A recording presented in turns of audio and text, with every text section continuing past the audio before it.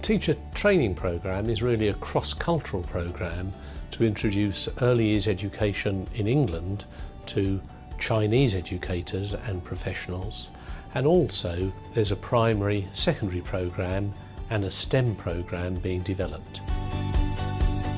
The core of the programme is practical experience in education settings, early years, infant schools, so that they really do see how the system works in England. The principles that underline the early years foundation stage should underline every early years curriculum, and that's about children being recognised as unique individuals. That's about the positive relationships that children have with the adults. It's also about an amazing environment that stimulates children learning and how we support that. BIEA is all about taking the very best of British education to other countries around the world. If you really want to find out what high quality early years practice looks like, then this is a really good course to come on. You're seeing outstanding nurseries, you're hearing about outstanding practice.